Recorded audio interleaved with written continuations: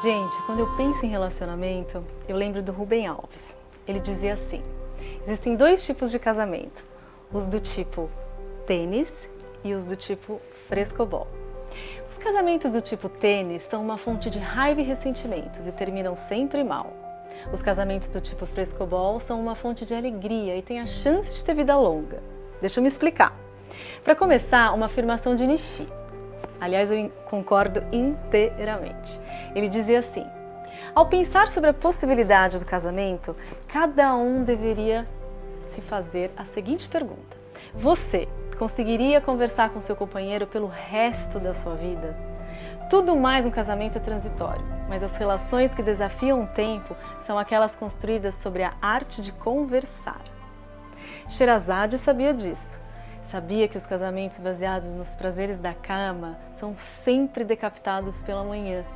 Terminam em separação, pois os prazeres do sexo se esgotam rapidamente. Terminam na morte. Lembra do filme Império dos Sentidos? Quando o sexo já estava morto na cama, o amor não se podia mais dizer através dele, ela ressuscitava pela magia da palavra.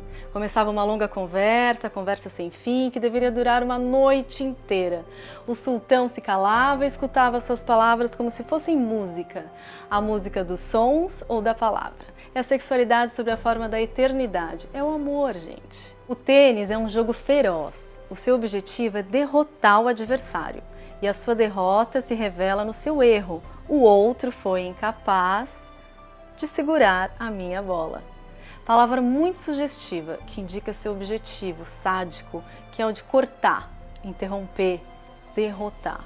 O prazer do tênis se encontra, portanto, justamente no momento em que o jogo não pode mais continuar, porque o adversário foi colocado fora de jogo.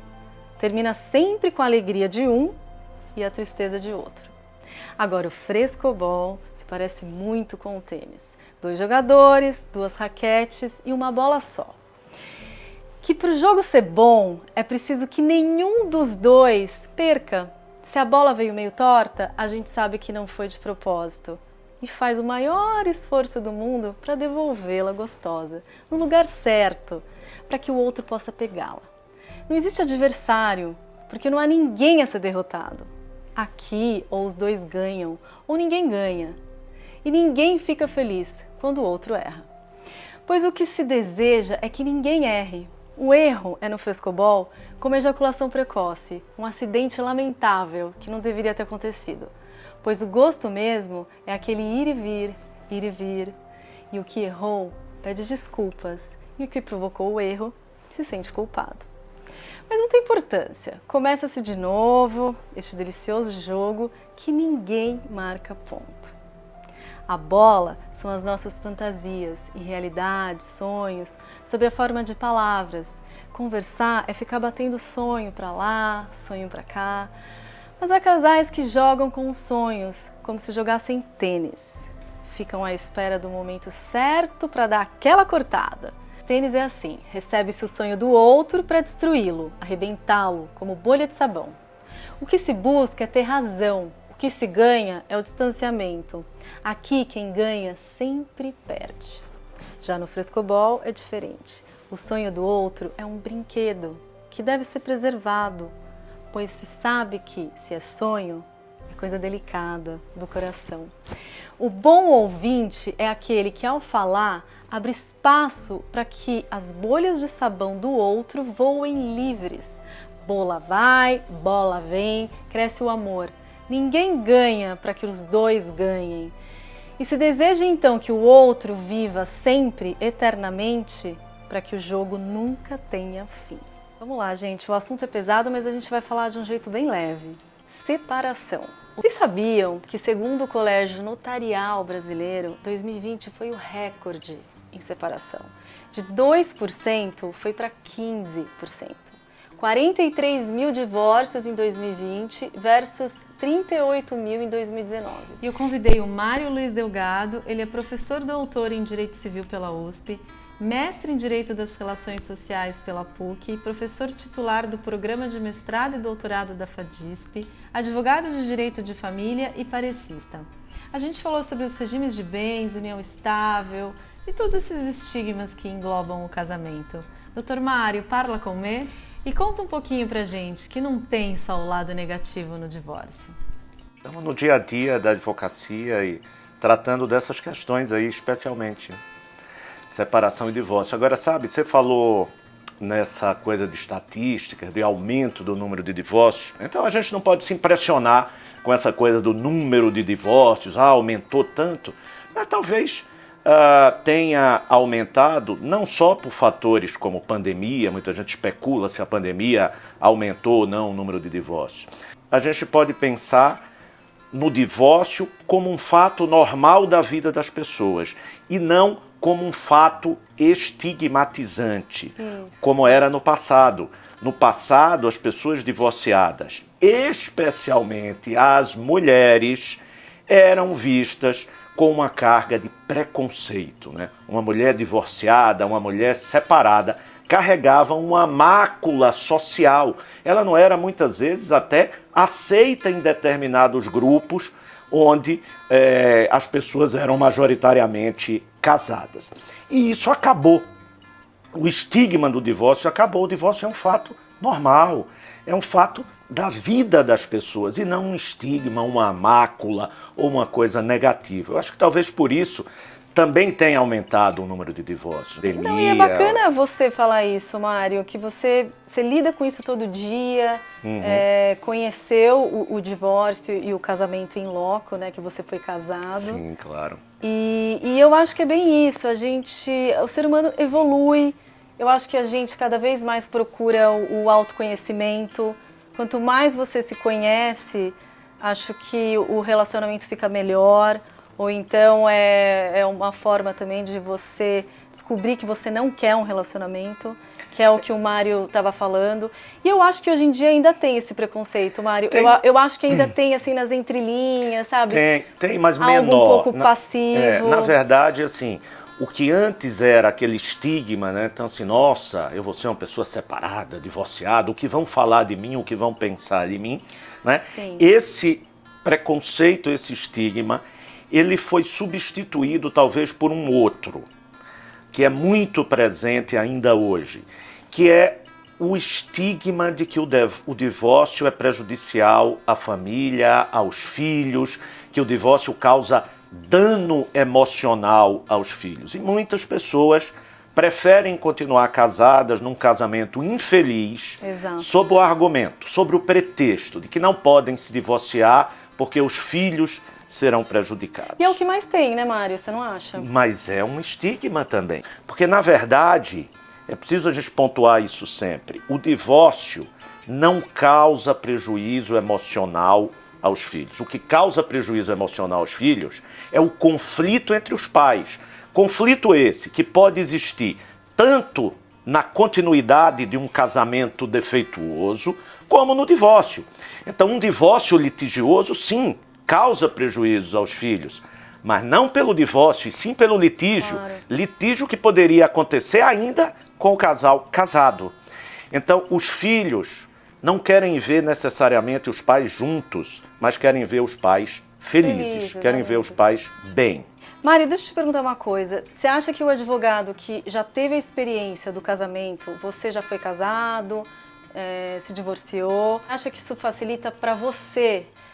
Eu não vejo dessa forma, Mari, porque eu acho que a gente trata essas questões com absoluto profissionalismo. E para tratar com profissionalismo, a gente tem que separar completamente das nossas vivências pessoais. Você acha que tem cliente que faz um pouquinho o advogado de psicólogo, Mário? É normal. A gente tem que estar, porque na verdade as questões de família não são problemas exclusivamente patrimoniais. É diferente se está tratando, por exemplo, de um despejo de um imóvel ou tratando da rescisão de um contrato, né? As pessoas estão tratando da vida emocional delas, porque apesar de que a gente trata também o casamento como um contrato, né? E o divórcio nada mais é do que a rescisão desse contrato, mas é um contrato que tem uma carga afetiva e emocional muito grande. Bom, já dizia o meu avô, né? Acho que o avô de todos nós. Melhor prevenir a remediar. Mário, o que é bacana a gente pensar antes de nos casarmos? a respeito dos conflitos patrimoniais, dos conflitos parentais que possam vir a ter, né? Eu vou confessar que eu nem sabia que existia o tal do pacto antinupcial. E muitas amigas conversando, que são casadas há muito tempo, a gente não sabia que a gente poderia ter feito. E aí tem aquela história também de, a gente está apaixonado, por que a gente vai pensar em pacto nupcial, né? É uma coisa que dá um viés um pouco não tão romântico, né? Para o relacionamento do casal. É outro tabu, né? É outro tabu. Ou seja, o tabu é afeto não combina com patrimônio. Então quem está apaixonado não pode discutir questões patrimoniais, questões burocráticas, né? Questões que naturalmente parte delas vai ocorrer depois que houver uma separação, que houver um divórcio. Então, parece, né, que ao discutir isso antes do casamento, eu já estou antevendo o fim desse casamento. É como se eu já estivesse reconhecendo para o outro que a relação é transitória. Já vamos planejar aqui o que vai acontecer se a gente se divorciar. Vamos colocar isso no papel, o que cada um vai ter direito em caso de separação.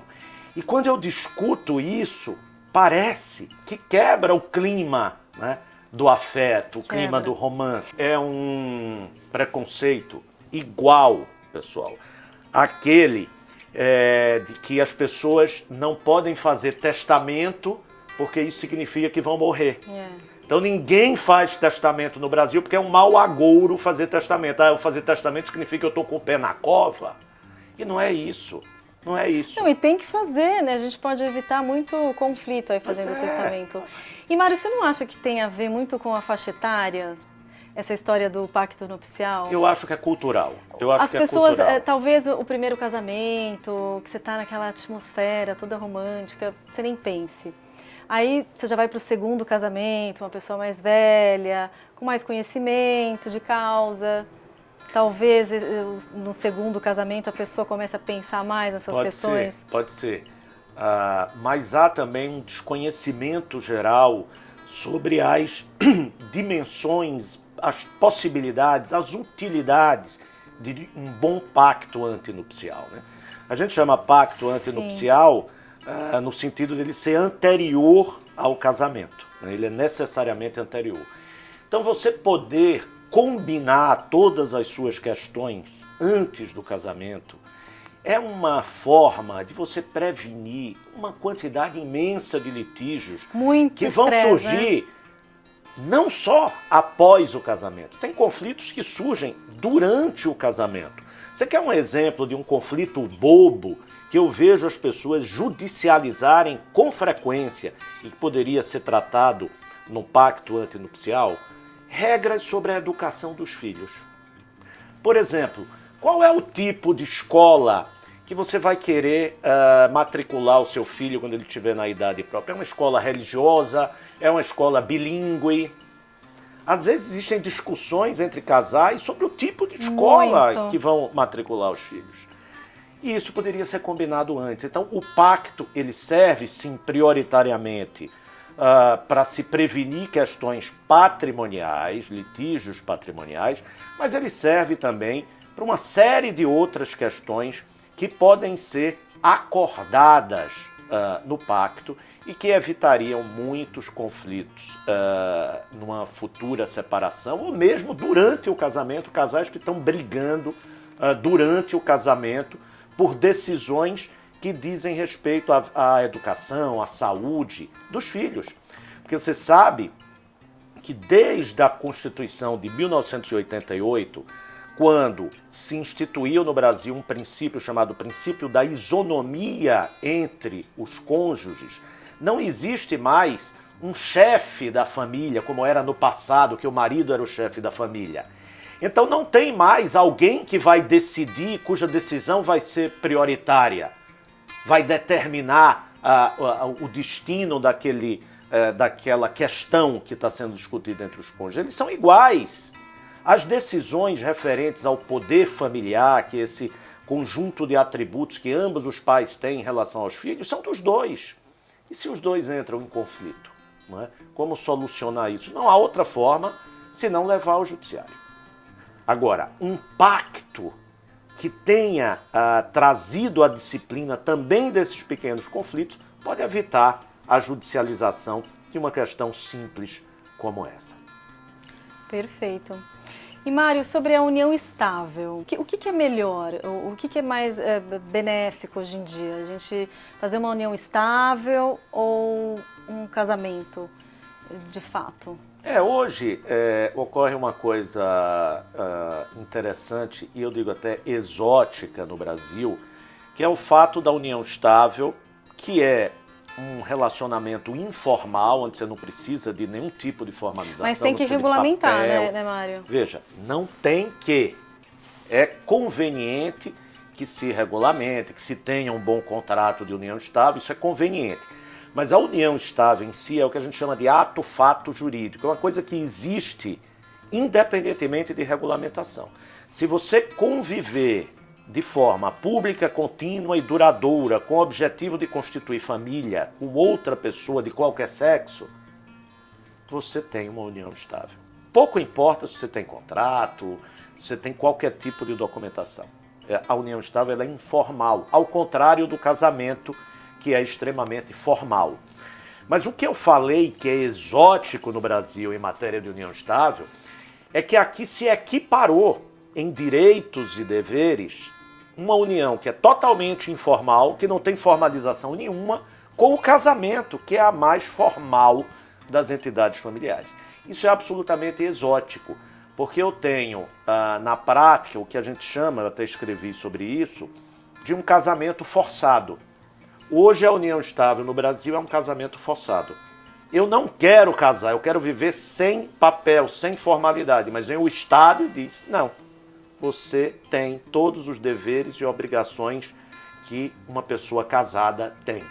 Então não existe entre nós, infelizmente, a autonomia privada de se estabelecer uma relação afetiva da forma que eu quiser. Por exemplo, sem obrigações. Eu não quero obrigação nenhuma, eu não quero ter direito sucessório, eu não quero herança, eu não quero pedir alimentos do outro, eu não quero dividir patrimônio, eu não quero nada, eu quero só ser feliz. Mas Mário, isso sem filhos, né? Não, veja, a gente tem que diferenciar duas situações que são absolutamente independentes.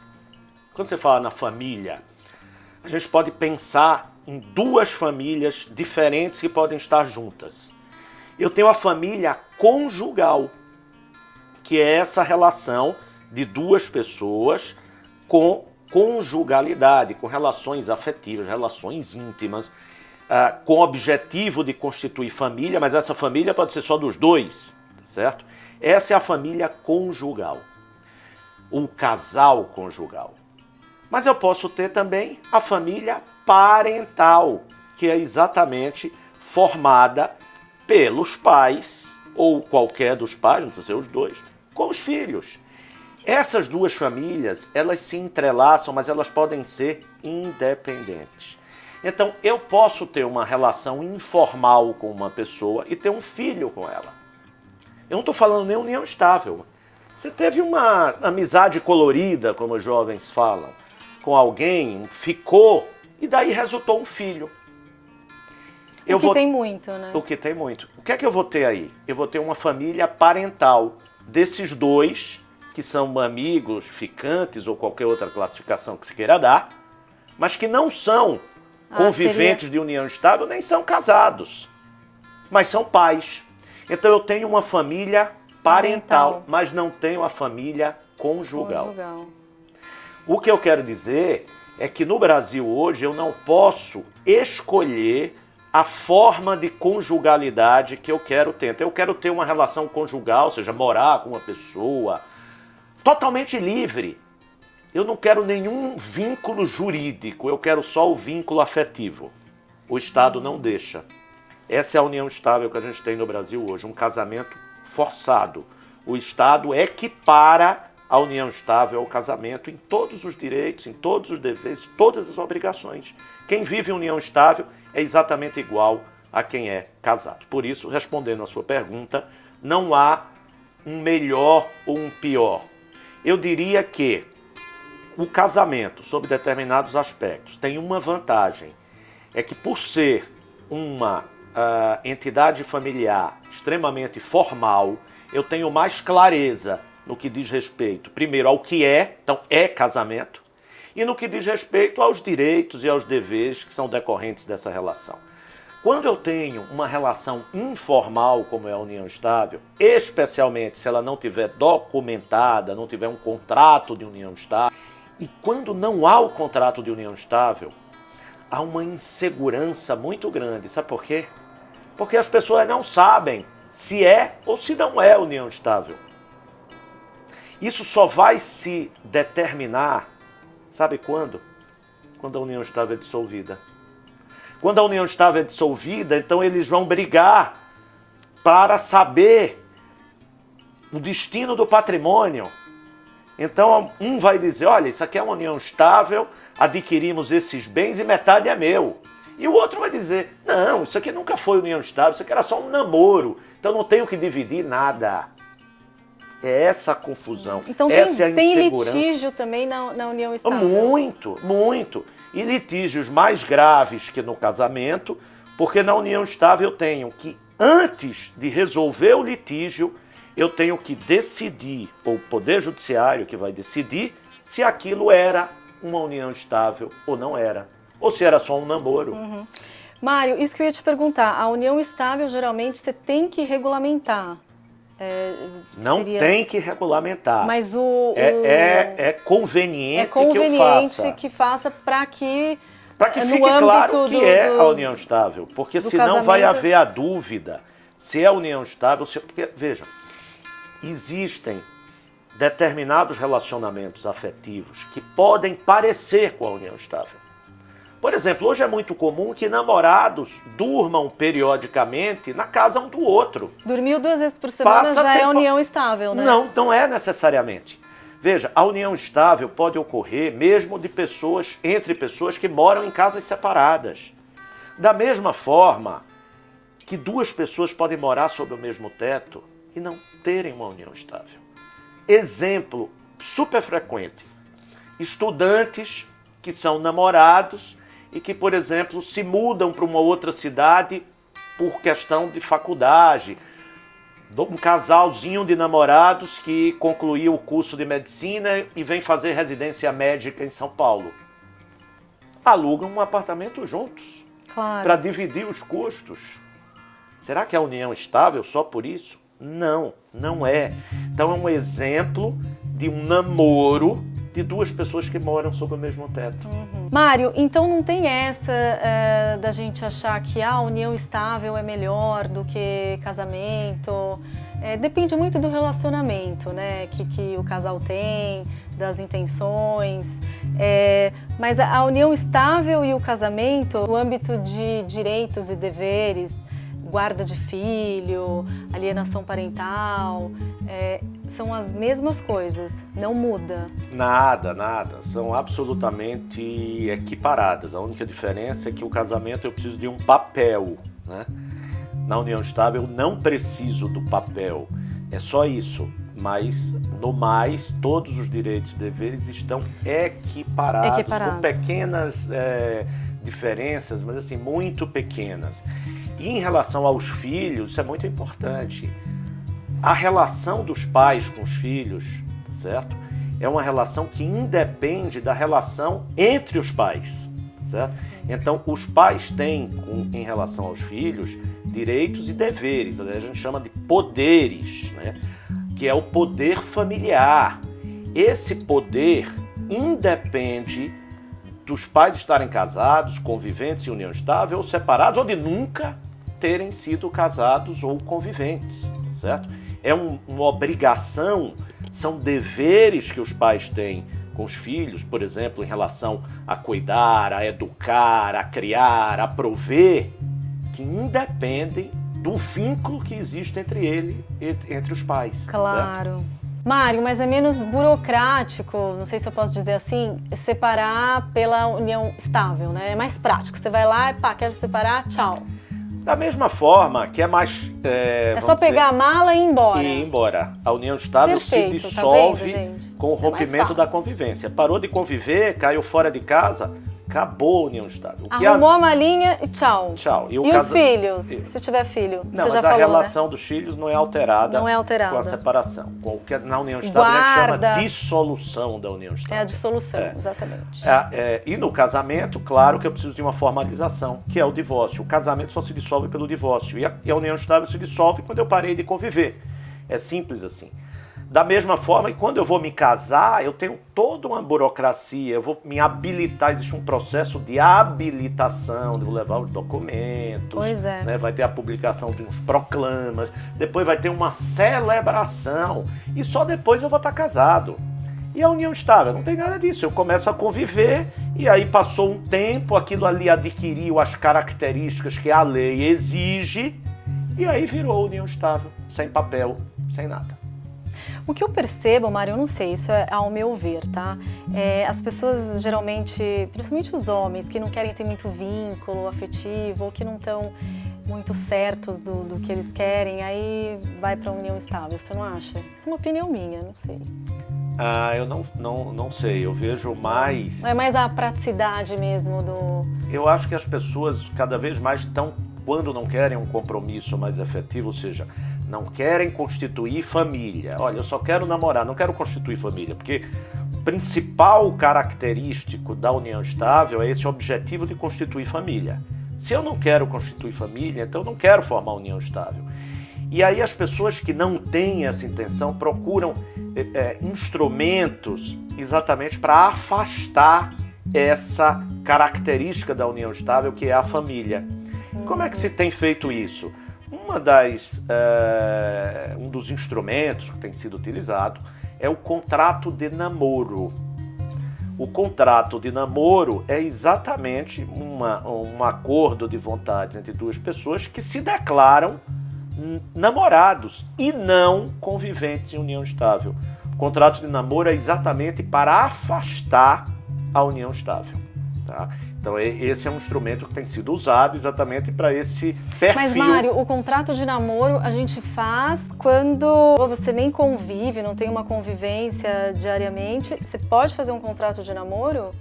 O contrato de namoro ele é usado especialmente para aquelas situações limítrofes, ou seja, situações que podem parecer uma união estável. Pessoas que têm uma convivência mais frequente, de viagens, de passarem todos os finais de semana juntos. Mas não tem necessidade dos dois morarem juntos? Não, às vezes podem até morar juntos, porque como eu falei, a união estável não exige morar sob o mesmo teto, da mesma forma que namorados podem residir sob o mesmo teto. Então, o contrato de namoro ele serve para isso, para as pessoas deixarem claro, o combinado. Olha aqui, nós não queremos viver em união estável. Nós estamos acordando aqui, nós dois, o casal, que nós só queremos namorar. Então, mas, Mário, isso é às vezes para se abster de alguns direitos e deveres? Isso é para fugir da união estável. É para fugir? É para fugir da união estável. Tá. Agora... O cara nem casou e já tá fugindo, né, de tudo. Não, mas ele não quer casar, ele só quer namorar. Só quer namorar. Ele quer ser feliz pra sempre, né, gente? Mário, te perguntar agora sobre casamento homoafetivo.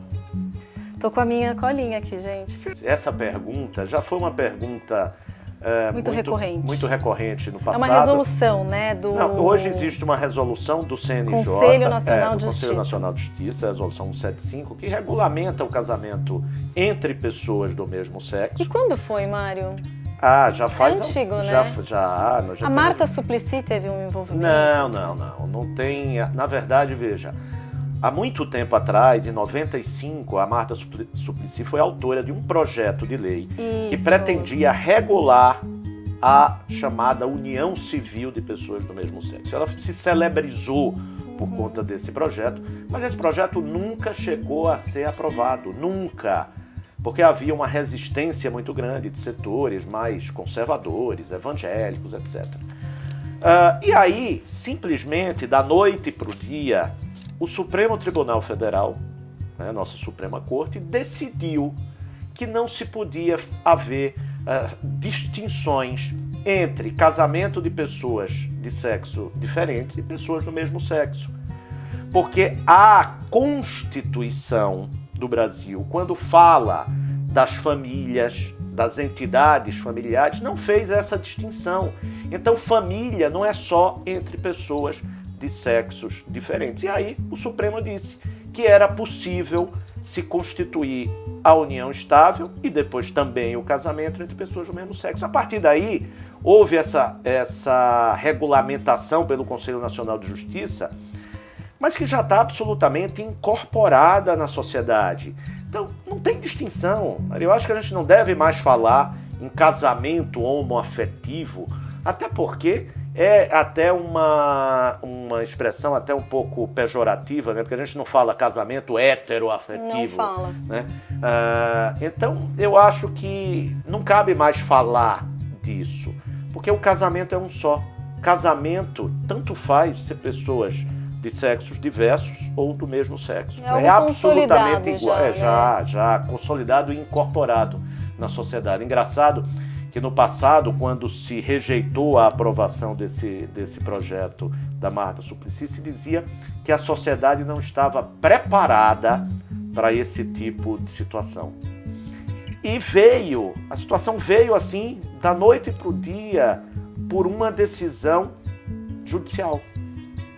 E está incorporado hoje, o mundo não acabou, nem as famílias se destruíram, nem todo mundo resolveu. A gente brincava antes, quando se falava desse tema, que até parecia que se fosse aprovado no Brasil o casamento de pessoas do mesmo sexo, todo mundo que era casado com uma pessoa de sexo diferente ia mudar de opção para aderir ao casamento homoafetivo. Esse era um argumento ad terror, um argumento terrorista que se usava na época. Nada disso aconteceu.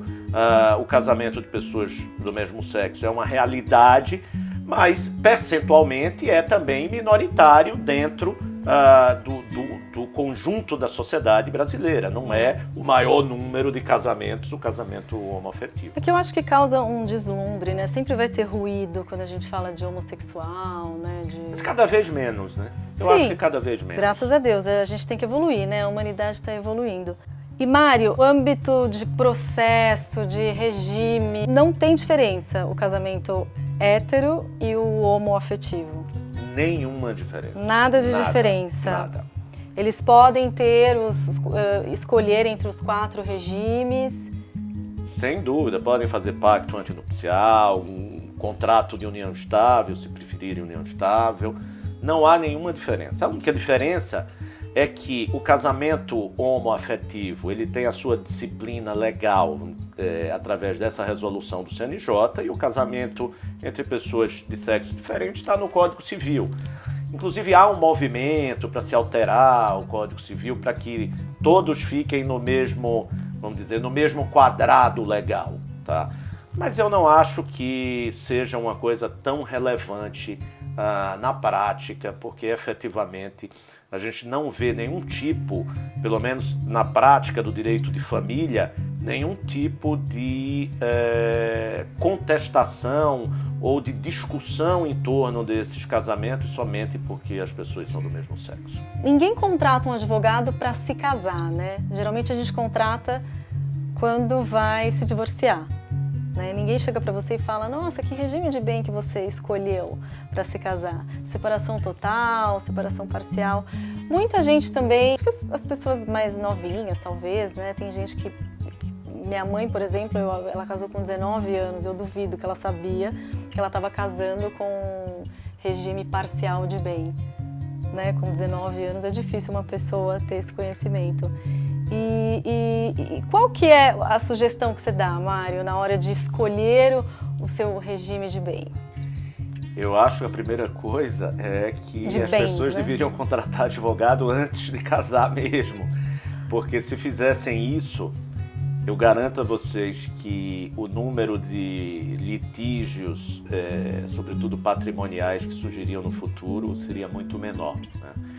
Então, é uma decisão muito importante quando você vai casar, mesmo se a gente pensar na união estável, porque essas regras se aplicam também à união estável, você escolher qual é o conjunto de regras patrimoniais que vão atender melhor ao projeto de vida daquele casal.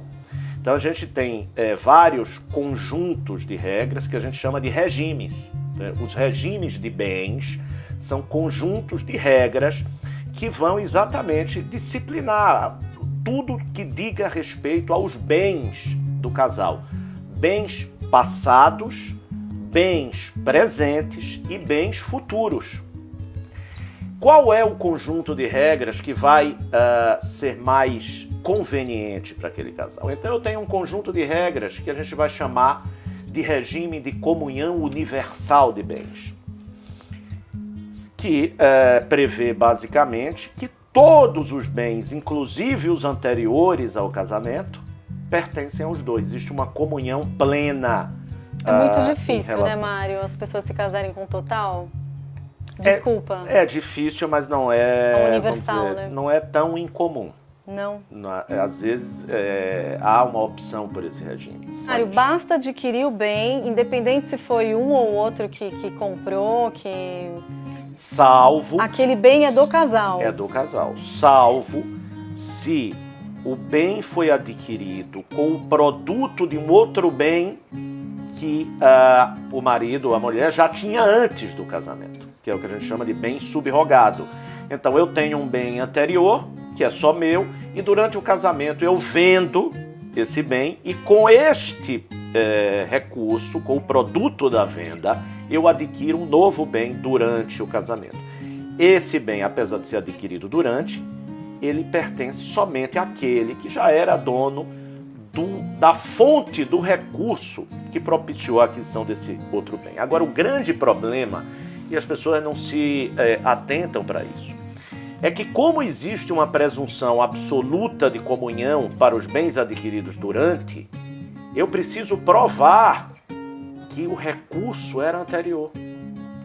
Se isso não ficar, por exemplo, registrado na escritura pública de compra e venda ou na matrícula do imóvel, do novo imóvel, poderá se entender que aquele imóvel, por ter sido adquirido durante o casamento, pertence ao casal, pertence aos dois, apesar de ter sido adquirido com o produto de um bem que era só dele. Então tem que lavrar a escritura antes. Tem que constar a origem do recurso, para mostrar que o recurso era só de um. Olha aí, então, gente. esse é por isso que, na verdade, o regime que dá menos problema, e aí é o terceiro conjunto de regras aqui que a gente estava falando, é o regime de separação total de bens.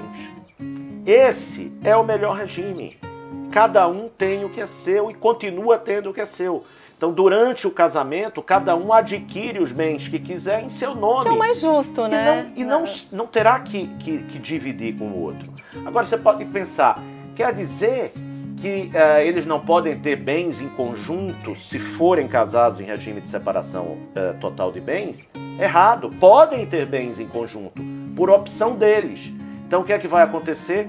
Os dois vão adquirir em conjunto um bem. E vão, nessa aquisição, especificar qual é o percentual de cada um. Então, eu vou adquirir aqui esse bem, estou entrando com 70%, você vai entrar com 30%, e 70% é meu, 30% é seu. Isso vai constar, por exemplo, na matrícula do imóvel, no contrato de compra e venda de um bem imóvel que esteja sendo adquirido. Então, isso é perfeitamente possível. Existirá uma comunhão em relação a determinados bens por escolha do casal, por uma opção do casal e não por uma imposição da lei, que é o que ocorre no regime de comunhão parcial, onde a lei impõe que é metade de cada um, pouco importando a participação de cada um na aquisição desse bem.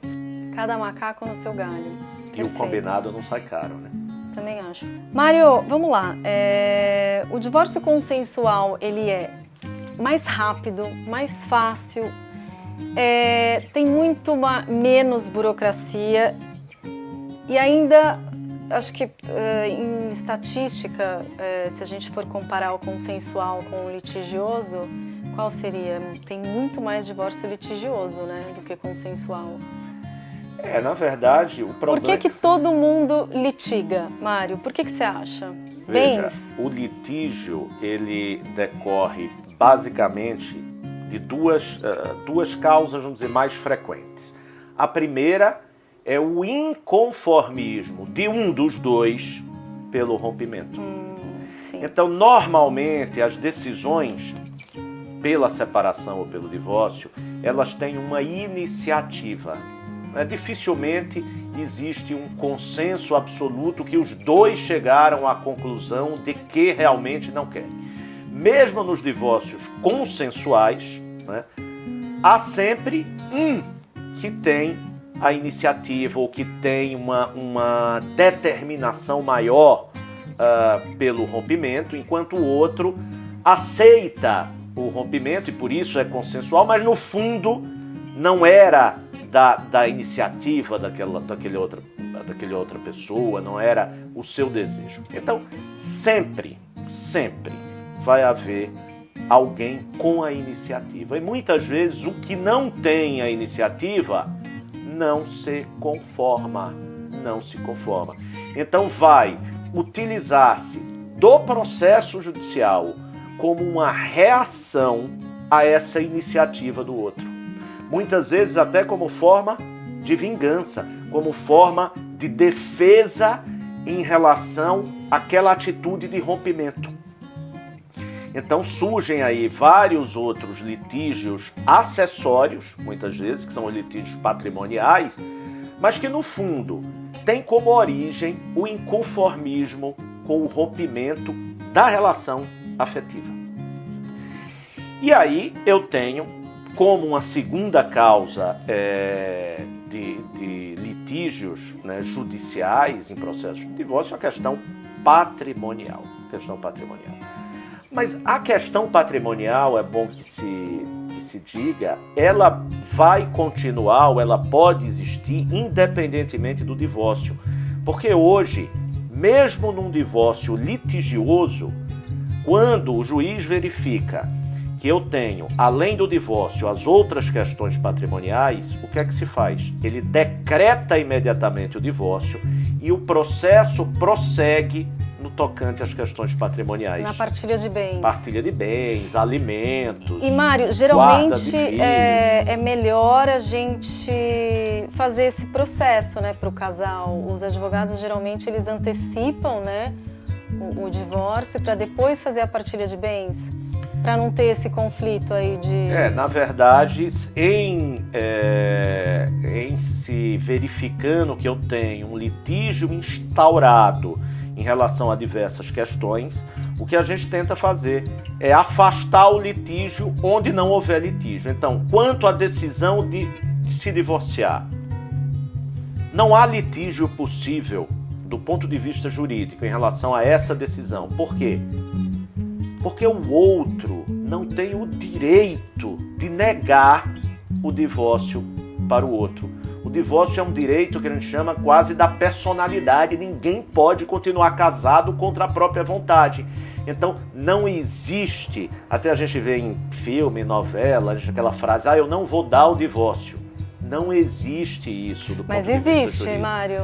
Do ponto de vista jurídico, não existe. Jurídico, técnico, sim, não mas existe, a gente vê bastante. Quem quer se divorciar vai propor a ação de divórcio e não há nada que o outro possa fazer em termos de defesa para impedir esse divórcio. Nada. Porque toda discussão que vem junto com o divórcio é uma discussão que a gente pode separar do divórcio. A partilha de bens, a guarda dos filhos, os alimentos, tudo isso eu posso separar do divórcio. E eu posso decretar o divórcio mesmo sem resolver essas outras questões. E isso é o que ocorre na maioria dos processos litigiosos, tá? Então não dá para evitar o divórcio, não existe, eu não dou o divórcio. Mário, quero te perguntar agora um assunto super recorrente, super importante também, que é a guarda dos filhos, né? Aí a gente podia pegar o gancho aí e falar também da tal da alienação parental. E eu tenho uma dúvida pessoal, que é sobre a guarda unilateral. A gente tem dois tipos de guarda, né? A unilateral, que o responsável é um só, né? Ou o pai ou a mãe, e a compartilhada, que geralmente é a mais usada, né, Mário? E E na guarda unilateral, por que que um só é o responsável? Isso consiste em quê? No Brasil há muita confusão entre as formas de guarda, porque existe uma outra coisa que se chama poder familiar, que é o conjunto de deveres, obrigações e direitos que os pais têm em relação aos filhos. Então, quando eu tenho uma guarda unilateral, o fato dela ser unilateral não afasta esses direitos e esses deveres que os pais têm em relação aos filhos, que decorrem do poder familiar, certo? Então, mesmo sendo unilateral, a guarda, que é cada vez mais rara, não é? Porque a regra é que a guarda seja compartilhada, mas mesmo você tendo uma guarda unilateral, isso não afasta do pai ou da mãe que não tenha essa guarda todos os direitos e deveres inerentes ao poder familiar. Quando você fala em responsabilidade, e aí a gente vai falar, Mari, de um tipo de responsabilidade específica, que é a responsabilidade civil. Por exemplo, se o filho menor saiu de casa com o carro do pai ou da mãe e e sofreu um acidente, bateu com o carro e causou dano em outra pessoa. Quem é que responde por esse dano? Então é isso que a gente fala de responsabilidade, né? Nesse tipo de responsabilidade, a prioridade é do chamado guardião, o que tem a guarda. Não porque a guarda é unilateral, mas veja, a criança saiu da casa daquele guardião, pegou o carro daquele guardião e então causou um dano em outra pessoa. Daí vem a responsabilidade dele. Mas se fosse na casa do outro, mesmo que ele não tivesse a guarda unilateral, ele estava passando o final de semana na casa do outro genitor que não tinha a guarda, no caso de guarda unilateral, e causou esse dano, o responsável vai ser o outro pai. Tá certo? Sim. Ou os dois em conjunto. Porque e como a regra é estipulado isso, Mário? Veja, o juiz estipula como? Aí no caso concreto, porque a regra é que os dois respondem. A lei fala, os dois respondem. Os pais, é o que está na lei, são responsáveis pelos danos causados pelos filhos menores. Os pais, tá certo? Ou os responsáveis. Às vezes a pessoa não tem pai, mas né? tem tutores. Então, acho que não é correta essa coisa de se falar, olha, se eu tenho guarda unilateral, só um é responsável. Não é sempre assim. E, Mário, numa viagem, quando um menor precisa viajar para o exterior, nesse caso, na guarda unilateral, quem que se responsabiliza? Veja, quem que autoriza? Os dois precisam autorizar, de qualquer forma, os né? Os dois precisam autorizar em qualquer situação, porque isso é inerente, autorizar a viagem do exterior é inerente ao poder familiar. Tá. E não à guarda. Então, mesmo na guarda unilateral, é preciso autorização dos dois. Dos dois.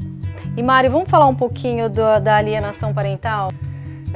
Isso é uma das situações mais tristes que a gente vê nos litígios de divórcio, são essas situações de alienação parental, que é exatamente você... Resumindo, você usar o filho como instrumento de vingança contra o outro. Isso. É basicamente isso. Como é que você faz isso? E é o que mais acontece, né, Mário? É muito recorrente. Não sei se é o que mais acontece. Acontece com uma certa frequência, mas a gente tem que diferenciar duas situações. Uma é a tentativa de alienação parental. Então muita gente fala, olha, fulano falou, a mãe falou mal do pai para o filho, ou o pai falou mal da mãe na frente do filho. Isso não é necessariamente... É muito vago, tem que provar, né? Não é só isso. A alienação parental, gente, é você efetivamente comprometer o vínculo de afeto que o filho tem com o outro genitor. Então o filho deixa de ter afeto com o genitor alienado por conta da conduta do outro, de tanto, desmerecer, de afastar, de cortar o convívio, e daqui a pouco aquele filho já não tem mais uma relação afetiva com o outro. Aí você tem caracterizada, instalada, como a gente chama, alienação parental. E um problema muito grave que tem acontecido é as falsas denúncias que são, a lei considera como um dos atos mais graves de alienação parental, a falsa denúncia de abuso sexual contra o outro pai. Eu ia perguntar isso para você, Mário, mas você já falou tudo.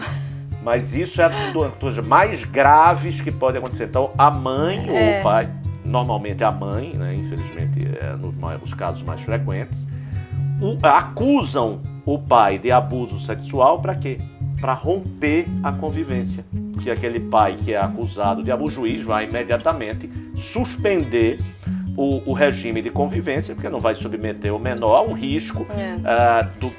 Nossa, transcende a posição de pai e mãe, né? Como que tem tanta falta de maturidade, né? O que tem acontecido é que, às vezes, essas denúncias não são comprovadas. Porque o abuso, ele é muito difícil também de ser comprovado, né? Tanto o falso abuso, como o abuso verdadeiro. E, às vezes, quando não se comprova o abuso, aquela mãe, por exemplo, que acusou, que fez a denúncia, é considerada alienadora, porque fez uma falsa denúncia. E aí, muitas vezes, perde a guarda do filho. Mário, vamos lá. Uma coisa que é uma dúvida minha, tá? E eu estava conversando com a Van, também sua sócia, e ela me falou que existe, sim, no judiciário, um pouco de machismo. Você acha que quando uma mulher está ali numa audiência de pensão alimentícia, ou enfim, se a juíza é mulher, ela tem uma certa vantagem, o juiz sendo homem, ela tem uma certa desvantagem? O que você acha? Eu acho que a questão da desigualdade de gênero, né, é um problema estrutural no Brasil. A gente não pode dizer que não existe. A gente tem que lutar contra isso e existem vários movimentos inclusivos de diversas organizações lutando por isso, né, para que a mulher ocupe efetivamente o espaço de igualdade, especialmente no espaço público, para que isso contribua para o rompimento dessa situação. Existe, mas é estrutural na sociedade. Talvez a mulher se sinta mais à vontade quando a juíza é mulher. Acho que é mais nesse sentido, né? Pode ser, mas em termos de favorecimento não há essa regra. Eu já vi várias situações em que juízas mulheres favorecem, quer dizer, proferem decisões que são favoráveis aos homens e nem por isso ela está favorecendo o homem ou a mulher. Se tenta realmente aplicar o direito. Agora, uma coisa a gente não pode negar, especialmente nas ações de alimentos, existe um papel feminino que vai de encontro a esse movimento de combate às diferenças de gênero, que é um papel predominante da mulher como credora de alimentos. Então há muito mais mulheres que pedem alimentos do que homens. A mulher pede bem mais alimentos, né? E quando que o homem recebe pensão da mulher, Mário? Eu já vi alguns casos assim. Veja, que o homem a recebe lei a pensão não alimentícia. faz distinção entre homem e mulher no que diz respeito a ter atípico, direito. né? Mas é só acontece. Culturalmente atípico, né? Os alimentos, eles são guiados por duas coisas, certo? Necessidade de quem pede, claro, e possibilidade de quem paga. Não importa se é homem ou se é mulher. Agora, culturalmente, a gente tem um maior número de mulheres que pedem. Por quê? Porque eu tenho um maior número de pessoas necessitando de alimentos que são do sexo feminino. Porque a gente tem o ônus dos filhos, né? Será que eles conseguiriam fazer tudo que a gente faz? Então, mas... Não precisa responder, Mário. Brincadeira, por favor.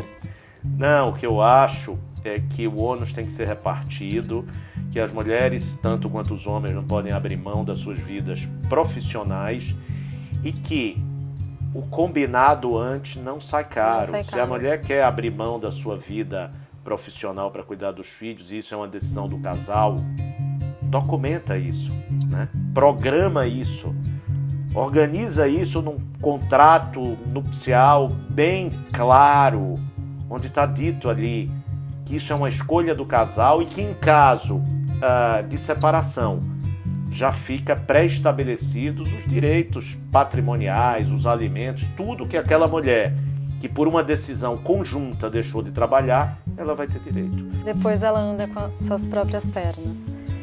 E Mário, como que é estipulada a pensão alimentícia? Como eu disse, é o que a gente chama do binômio dos alimentos, necessidade e possibilidade. Quais são as necessidades de quem pede? E aí vai se levar em conta também o padrão socioeconômico que aquela pessoa estava acostumada. Então, dentro daquele padrão que você vivia durante o casamento, quais são as suas necessidades? Então, para você morar condignamente num local parecido ou próximo com aquele que você morava, para você frequentar os lugares que você frequentava enquanto estava casado. Então, isso aí é que vai definir a sua necessidade. A necessidade não é nem o luxo, então não são joias, nem coisas exorbitantes, mas também não é a cesta básica. Então, a necessidade é só a cesta básica? Não. A necessidade vai levar em conta também aquele padrão que existia durante o casamento. E aí, do outro lado, a possibilidade. O que vai pagar a pensão tem condições, sem comprometer a sua própria subsistência e o seu próprio conforto, claro, de pagar aquelas necessidades que estão sendo pedidas pela outra parte. Então é isso que vai definir. É correspondente ao padrão de vida que o casal tinha. Exatamente. Antes de se separar. Às vezes esse padrão de vida precisa ser diminuído.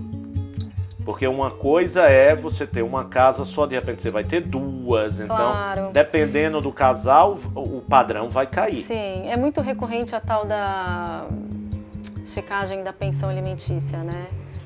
A revisão. A revisão. Os alimentos é uma coisa que a gente fala, eles nunca são definitivos. Porque como eles estão para atender a uma necessidade diante de uma possibilidade, sempre que houver alteração nesses dois lados, então o valor dos alimentos pode se alterar. Então aquele que podia antes não está podendo mais. Uhum. Ou aquele que precisava de X agora está precisando de 2X. Então sempre que houver essa alteração, pode haver alteração no valor. Quando se prova que houve violência à mulher no casamento, ou vice-versa, né? Claro, é muito menos recorrente, mas pode acontecer também. Tem algum agravante, questões do direito do homem ou no dever? Muda alguma coisa? Não, veja, a violência doméstica... Triplica a pensão? Não, né? não, veja, a violência doméstica ela tem repercussões no âmbito criminal, tá? Então, são crimes... Então seria outro processo, em outro processo, âmbito. você pode ter uma indenização por um dano que tenha sido causado, mas assim, é outra fonte, é outra causa, tá certo? Mário, acho que a gente falou tudo, né? Quer dizer, tudo a gente teria que ficar aqui um mês inteiro falando. Acho que mais, hein? Mais, né? Mais. Bom, agora é a melhor parte da entrevista, Mário. A gente vai falar sobre os cases, tá? Alguns seguidores me enviaram seus problemas, seus pepinos aí a serem resolvidos, vulgo, né? Pepinos, né, Mário? Se é assim, se é que a gente pode falar assim. Olha que a consulta é cara, hein? A consulta é cara? E agora? Cancela o case, gente. Não, tô brincando. Aqui a gente vai dar essa canja. Mário, vamos lá, vai, a sua consultoria filantrópica. A primeira seguidora, ela me perguntou, ela não descreveu muito, ela só falou, Mari, pergunta para ele sobre o assédio processual, que eu acho que é algo que ela tá vivendo. O que a gente chama de assédio processual é a gente usar, às vezes uma das partes usa a máquina judiciária para pressionar ou enfraquecer o outro lado. Por exemplo, propondo diversas ações judiciais, não é? Entupindo o judiciário com processos judiciais contra o outro, e às vezes o outro não tem recursos até financeiros para ter uma boa defesa. E isso é uma forma de se pressionar, de se tentar forçar, às vezes, um acordo desfavorável para outra parte. E, Mário, mas as ações são contundentes? Porque a pessoa entra com a ação que ela quiser? Às vezes são ações até vazias, às vezes são ações desprovidas de elementos mais contundentes, mas que gera sempre...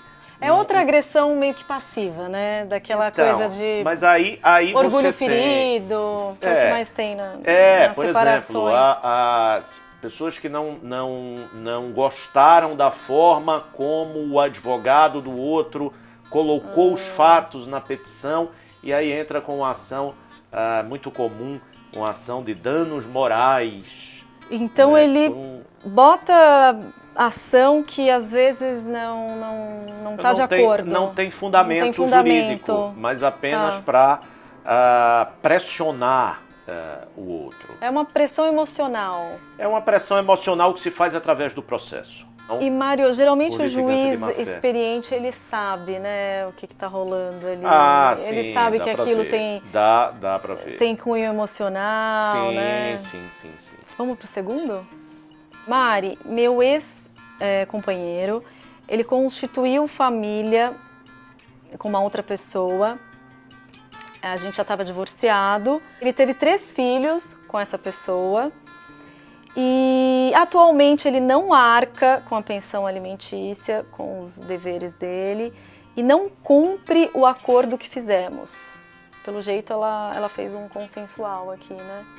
Não entrou no litígio porque ela não tinha recursos para entrar com o litígio. Veja, se o acordo está formalizado, como parece ser o caso, ela vai executar o acordo.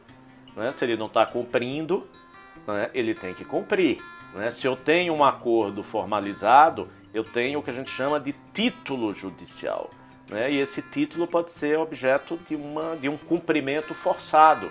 Então, ele já tinha 2 filhos com ela. Olha, esse gosta, hein? Esse gosta de casar, mas assim, se não está pagando a pensão dos filhos... Não está pagando. Então, ela precisa de um advogado e... Ela precisa de um bom advogado. De um bom advogado. Ó, meu código de desconto do Mário tá ali, você arrasta. Mário, terceiro. Bora?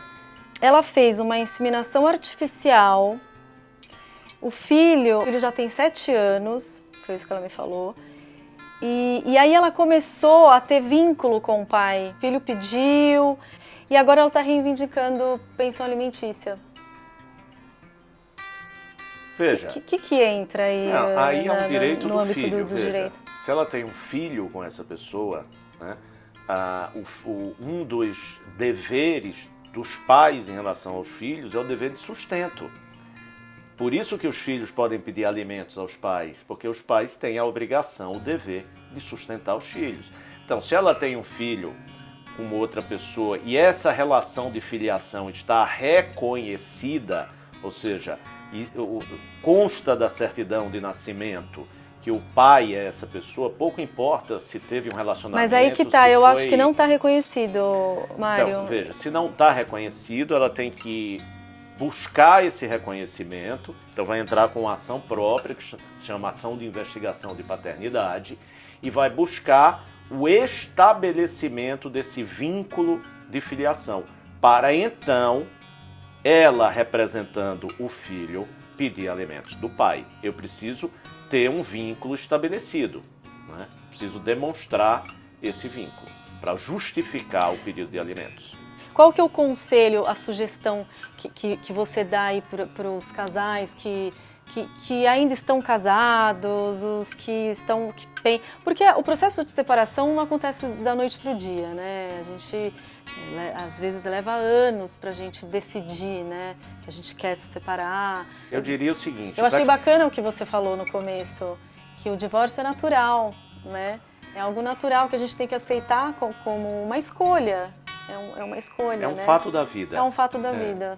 Eu diria para os que não se casaram ainda, que planejem o seu casamento do ponto de vista patrimonial, que discutam esses aspectos antes do casamento, né? Que façam um bom pacto, discutam e, através de uma boa assessoria jurídica, façam um bom pacto, que isso vai prevenir uma série de conflitos que podem surgir durante o casamento e depois numa eventual separação.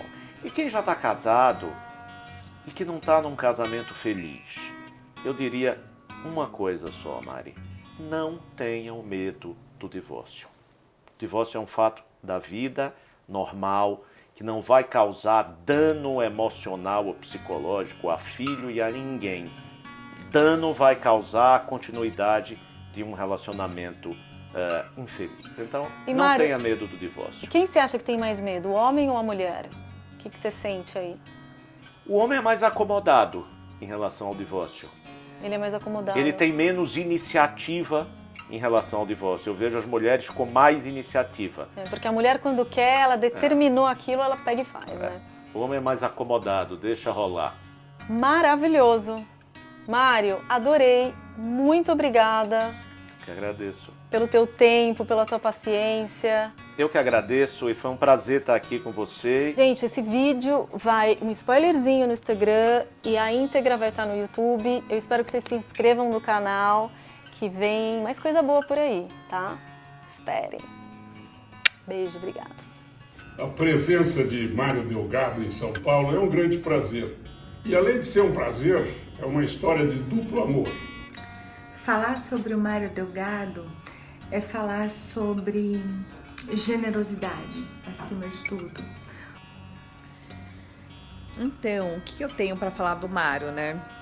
O Mário, além dele ser um grande amigo, ele é um excelente advogado, uma pessoa que te encanta, que te motiva com o direito, que consegue explicar coisas inexplicáveis para mim, né? Eu fiz publicidade. Melhor anfitrião, amigo mais bem vestido, adoro seu guarda-roupa. O Mário é uma das pessoas mais generosas que eu conheço e que eu tenho a sorte de ter ao meu lado na caminhada da vida. Primeiro, esta cidade que se apaixonou por ele e que se apaixona por todos que tenham competência, independentemente de sua origem. Segundo, porque ele a conquistou. O Mário conquistou São Paulo por sua cultura, por sua facilidade em fazer amigos. Da vida pessoal, como meu grande amigo, e na vida profissional, como meu sócio, mas principalmente como meu grande mestre. É uma pessoa feliz, inteligente, bom pai, de bem com a vida. E Mário, te amo muito, obrigada pela amizade, obrigada pelas aulas, né, que você nos dá, obrigada pelo carinho, você é incrível.